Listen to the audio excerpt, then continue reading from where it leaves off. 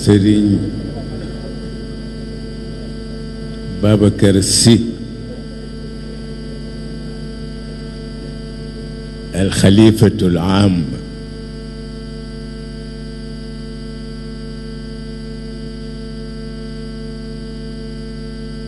Monsieur le ministre Aly Ngouille Ndiaye mi représentait le président de la République,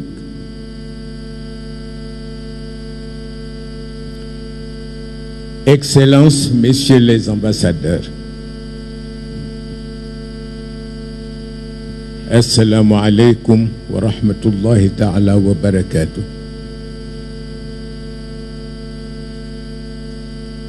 Mbokk yi fi teew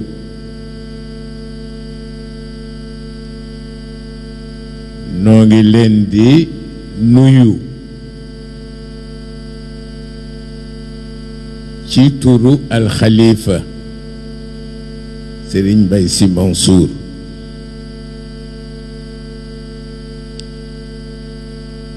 tabarakallahu.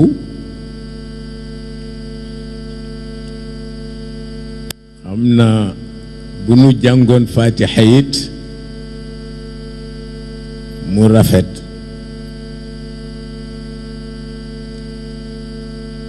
waaye ñuy ndokkeel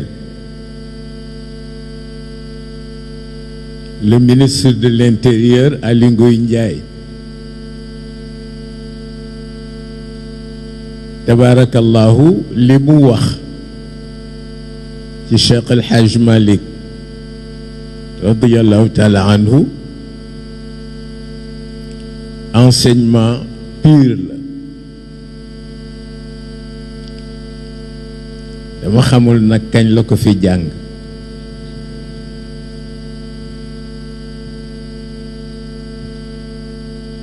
waaye tabarakallahu rafet na. mu mel ni dafa am lu nu fi dajale, bu dee ci baatu wolof dañuy wax ni gàmmu la. gàmmu nag ci réew mi njàlbéen nga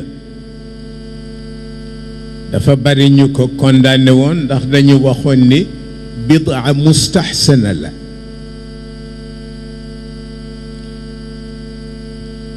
waaye bidaa mustaxsana Cheikh El Hadj Malick nee na boo ca dee am yiwu yàlla jar na ko. waaw moo tax mu daan ko dundal, daan wax itam ni mi ngi ñaan bu nu ca àggee képp ku mu am nga ñëw jàppale ko ci bu ngànt dëgg-dëgg amul. fa tabarakallahu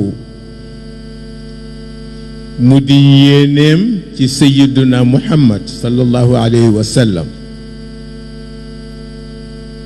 lépp lu mu yëkkati moom Cheikh El Hadj Malick muy lu rafet rekk kër yonent bi la ko jëme, ngir yàlla ak yaakaar, ngir yàlla ak cofeel. mu mel ni itam yonent bi kenn mënu ko tudd te tuddloo jikko, ndax ci jikko la ko yàlla tagge wa innaka la ala xuluqin azim. jox ko itam dimension boo xam ni la mu liggéeyal boppam ci wàllu njub te yàlla sant ko ko ba résultat bi ñëw, moo tax yàlla tagge ko ko, waaye taggewu ko ko lu dul ndax daf ko koy farleel walla farleelu ko.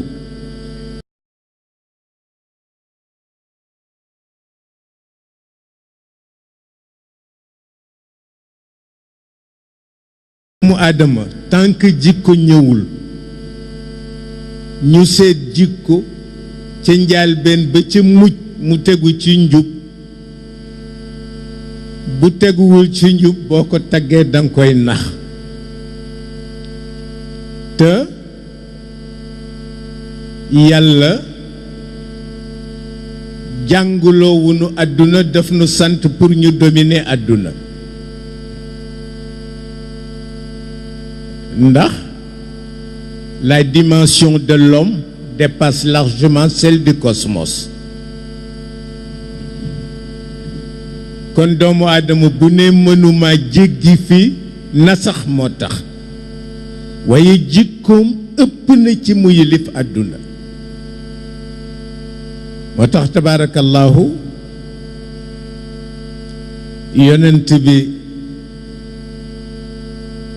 fa mu àggale boppam ci perfection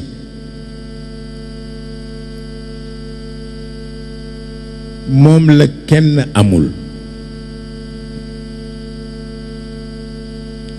moo tax may wax ni il est le dernier des prophètes mais il est le patron de tous les prophètes loolu la ko yàlla defal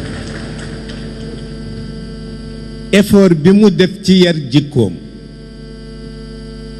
te du jullit yi rekk ñoo ko tagg te wolof yi dañuy wax ni ku sa wujj gërëm booba dee nga ndax effort ak taxawaay bindkat yi tubaab yi bari nañu ci bind ci moom wax ci moom waaye man ki ma ciy gën a cité mooy Alphonse de Lamartine bi wax ni inna muhammadan fawqa al bashar wa duna ilahin fa huwa nabiyun bi nisba plus qu'un homme moins qu'un Dieu donc un prophète xam nga ki ëpp nit te matul yàlla cër boo ko jox bu dul cëru yonent rekk yàq nga liggéeyam loolu moo taxoon Cheikh El Hadj Malick boole bés bi boole gàmmu ci yi nga xam ni moom la sédd yonent bi du gàmmu rekk la ko sédd waaye li mu bind yépp moom la ko jox tabaarakallaahu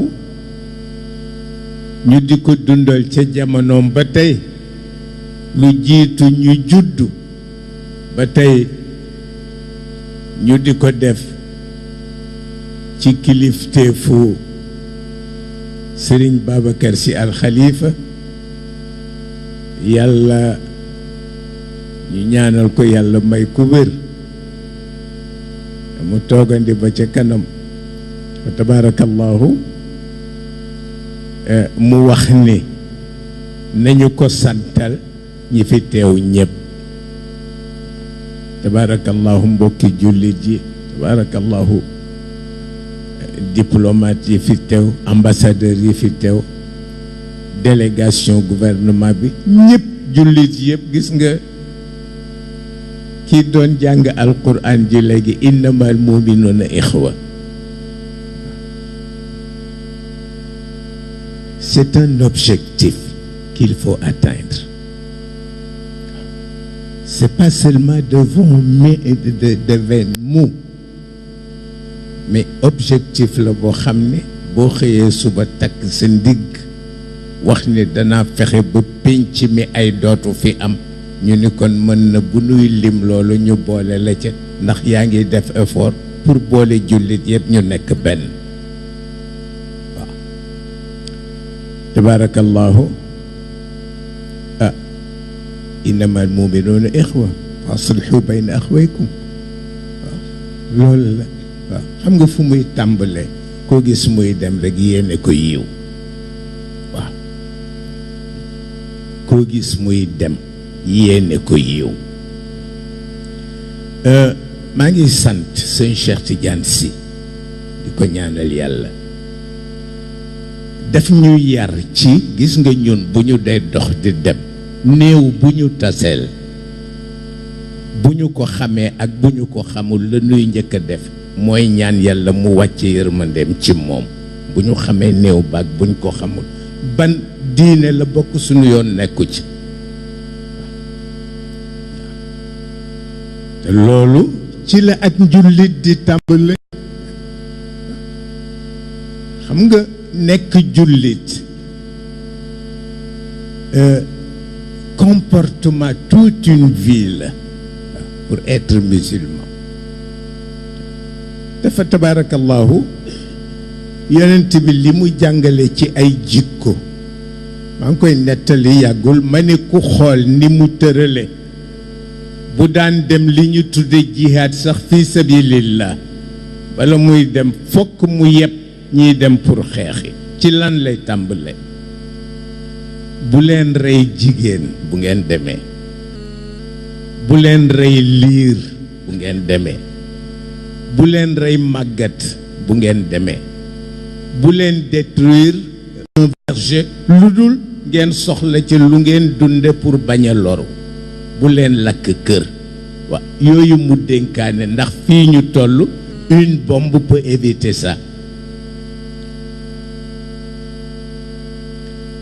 bombe du ko mën a éviter, mais nañu seet ñiy fabriquer bombe yi fan la seen xol tollu ci diine ak fan la seen xol tollu ci seen diggante ak seen borom. arab yi ñuy wax ni ñooy tas àdduna bi bombe yi ñuy utiliser mais ñoom defaruñ ko. nañu seet la cay responsabilité Occident, nañu seet ña koy def Occident leen yar wala alquran leen yar. bu ñu ko seetee bala ñuy sikkal jullit yi nañu tere ñi koy fabriqué ba noppi tere ñay yar doom yi ci seen jikko, parce que seen jikko teguwul ci njub. bu tegu woon ci njub dunu def lu lor doomu aadama. xam nga nettali naa ko fi bu yàggul, dama wax ni y a un boxeur américain Mike Tyson. xam nga dafa tuub mënatul fexe ba am victoire. bi mu tuubee ñu dénoncé ko wax ko ni ko li nga dugg ci l'islam moo tax ngay perdre, mënatuloo gagner. mu wax ni déedéet, parce que bi ma tuubagul bu ma tiimee nit di ko dóor du ma jàpp ni nit la, aw ma woon benn jikko bu jëm ci wàllu luy niteloo nit. mu ne mais bi ma tuubee nag waxtu wu ma xàccee sama loxo l'islam laxasu ci.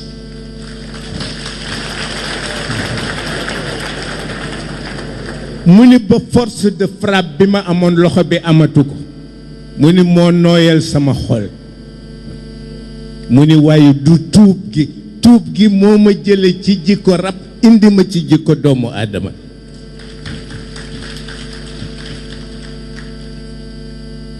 je le répète, doomu aadama dafa am lu ko yàlla doye, mais yàlla dana ko di joxoñ bu metti. innal insana li rabbihi lakanuudun wa innahu li hubbil xayr la shadid. xayru du yiw,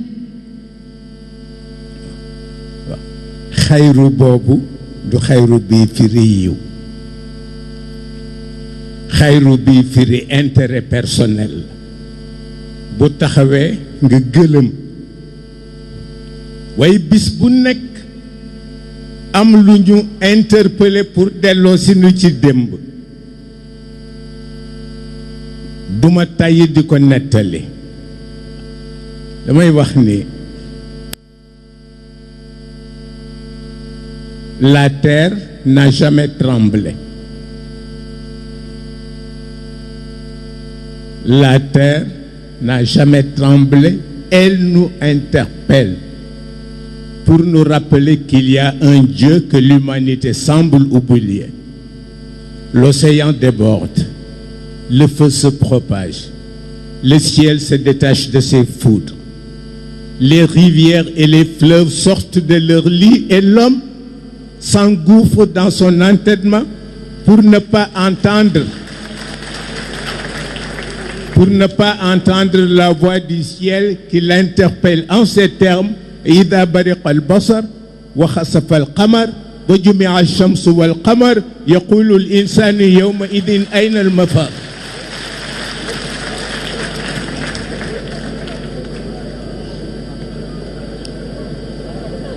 lii moo yàq àdduna parce que kenn xamatul fooy teg sa tànk. waaw ndax tiit ndax jaaxle. Et mon grand maître, mon guide, Sëñ Cheikh Tidiane Sy, m'a toujours dit: si Dieu existe, rien n'est perdu. Et si Dieu n'existe pas, tout est remis en question. Est-ce que Dieu existe? Dieu n'a jamais été un monstre.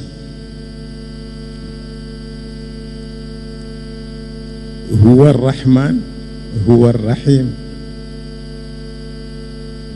bu la neexee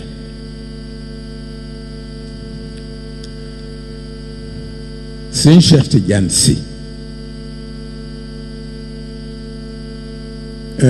mu ni Hajarul Aswad ba nekk Makka, boo demee Makka te àggoo fa sa aj yàqu. C'est une pierre bu yàlla def secret la. xam nga pierre bu dara nekkul, mais bu dee pierre bu yàlla def secret, mais secret boobu ci biir pierre ba bu ko yàlla defee ci doomu aadama te doomu aadama ëpp importance une pierre, est-ce que ziyaara ko jaadu na walla jaaduwul? jaadu na nga ziyaara ko, sukk ci kanam ñaan ak rawdu booy ziyaara. xam nga tey boo tiimee bàmmeelu yonent bi li ngay njëkk a def mooy ñaanal ko. pourtant mënoon nga ni xëy na soxlawul ñaan, mais moo ko gën a soxla ñépp. donc bu ñu ne am na fanatisme, am na fanatisme ñoo xam ni seen fanatisme ak kattanam ak mën-mënam mu taas nu ci leeru yonent bi, taas nu ci jikkoom, lu nu ci mën dabaatal ñu dabaatal ko. mu di bés boo xam ni bëccëg bi yiw la, guddi gi yiw la, kenn ku nekk lu mu ñaan lu dul safaan yàlla dana ko ko jox ci barke yonent bi. kon ñun ndokkeel ñépp ci turu xalifa bi. maa ngi koy wax ni ko dafa sonn. waaw ma ni ko dafa sonn, ma ni ko ndax añ nga, mu ni ma añ naa waaye suuruma.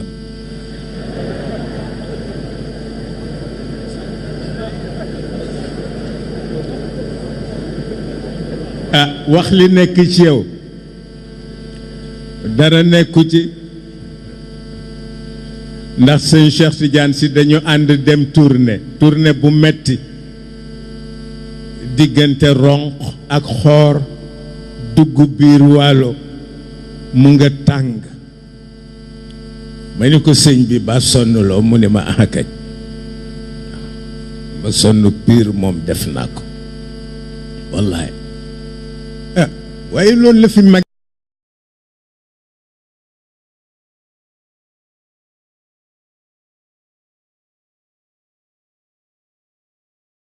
ba tax na tabarakallahu, yal na yàlla taas na ci seen barke. ñi ñëw ci gàmmu gi ñépp yal nañ fi jële yiw. ñu sant nag amul benn këru diine bu yeble siwul fii, parce que xam nañ ni kër Cheikh El Hadj Malick ñoo ko moom. ko defee ñoom it ñu bàyyi leen xel, ay doomu daara lañu, ay doomu boroom leer lañu fa tabarakallahu. te maa ngi koy wax ma ni sëñ Cheikh dama ko laaj, ma ni ko dafa am ñaar yu ma jaaxal. ma ni ko suñu maam sëñ Touba, ma ni ko ba muy sanc ca Bawal la fa nekkoon ci ay ceddo ma ni ko Cheikh El Hadj Malick bi muy sanc Kajoor li fi nekkoon ci ceddo ma ni ko lu leen ci xiir mu ni ma xam nga ñoom fu seen mission gën a méttee rek foofu la ñuy dem ngir wut yiwu yàlla parce que yàlla yiwam du ko maye kese kese waaw du ko maye mukk ko defee tabarakallahu ñu sant ñëpp këru diine yi kenn desul wax dëgg yàlla kenn ku nekk ñëw nga ak sa participation ku ñu sant leen kër gi seen kër la waaw kër gi këru ñëpp la waaw tabarakallahu yal na yàlla fay leen ci barke yonent beeg leeram ah Sëriñ Babacar Sy mi ak Cheikh El Hadj Malick bërki démb bi fi président Macky day ñëw war a fanaan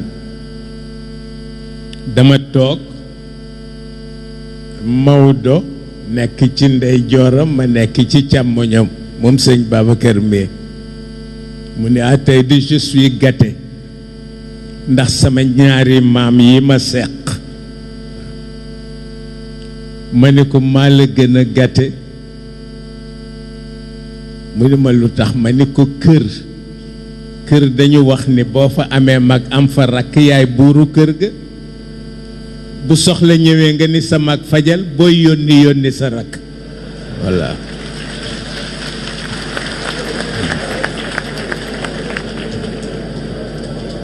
waaye loolu moo am ka defee tabarakallahu ñu sant ñëpp ñaanal yàlla ñëpp ah lii nag ñun ñoo waxoon ni bu nu def benn sion yi ci kër gi yëpp fa tabarakallahu waaw moom nag sëñ Babacar mi ordre bu mu joxe ñu exécuté ko waaw kooku noonu rek la tollu tabarakallahu ah xam naa moom wéradi sax am na waaye wéradi dafa am lu ko ëpp doole mooy pas-pas waaw kon nag lu mu tëral rek ñu ànd ceeg moom incha allah ko defee ñu nuyu ñëpp tabarakallahu remercier tout le monde et